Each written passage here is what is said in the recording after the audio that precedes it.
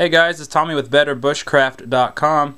I wanted to show you guys my Mora knife that I carry on me at all times while I bushcraft. And right off the bat, there's a lot of debate on whether or not the Mora line of knives are even worthy to be called a bushcraft knife. Some people think that they're too cheap and not really reliable, and some people love them. And I fall in the camp where I absolutely love the Mora knives for many reasons. One is obvious, the price point on them. You know, you could pick up a good Mora knife. I think this one I paid $15 or so on Amazon.com, and I am really impressed with the way it's been holding up for me.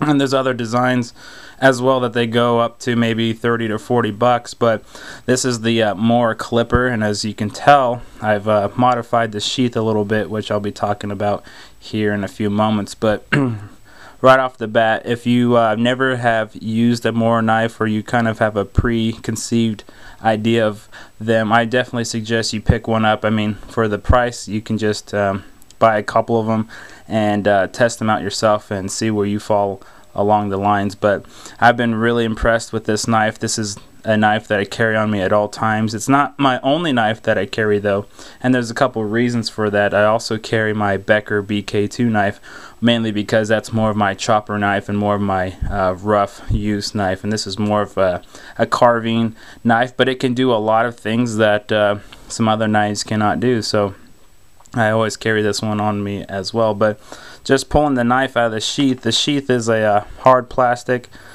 sheath.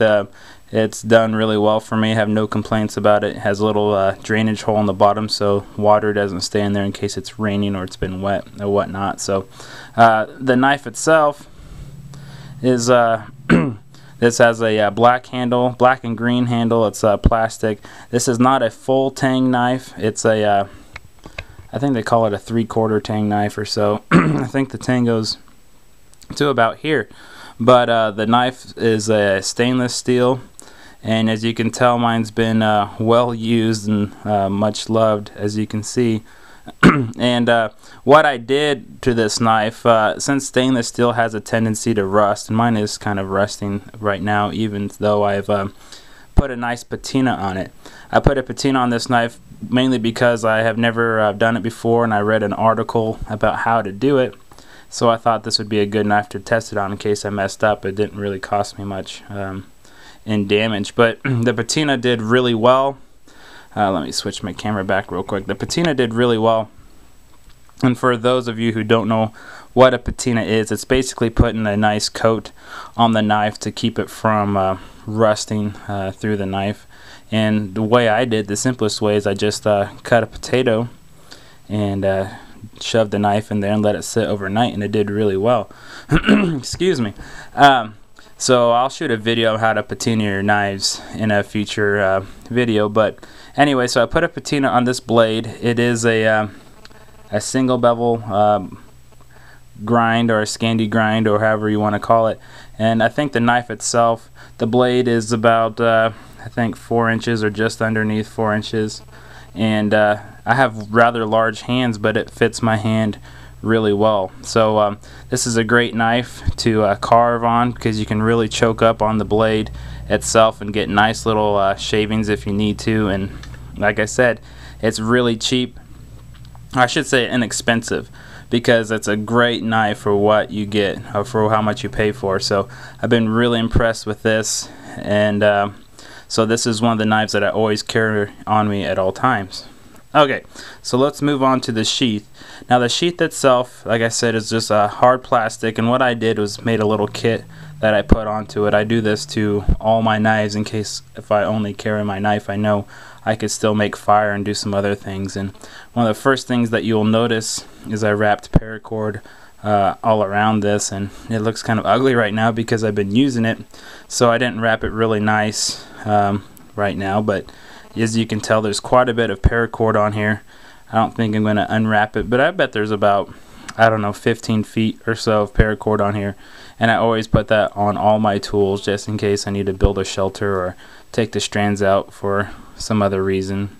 And so I always carry 550 cord on all my knives. But here is what I did was I got a bicycle tubing and cut a section off and slipped it on this sheath. It's called Ranger band, but this is a little bit thicker of a Ranger band, so I don't know if it's still qualified as a Ranger band, but it just keeps my fire kit right here nice and snug. But I'm going to try to take this off, and it's a little snug, so it's a little bit difficult to take off, but the nice thing about that is it always keeps it secure. I know it's not going to fall off, but let's see.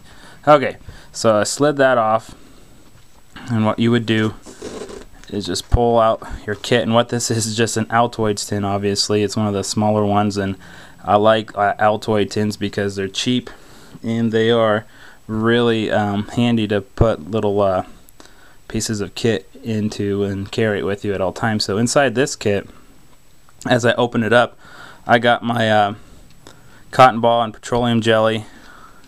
Got probably about 3 or 4 of them already made up in here, and keep that on me at all times to start a fire. I also have one of the Weber fire blocks that I got from Home Depot or Lowe's. I think I showed this in another video, but this is great to start a fire. It's really lightweight. It'll float on water and still keep going, keep lit, sorry.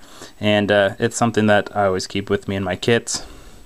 As well as in here I have a little bit of a striker for matches.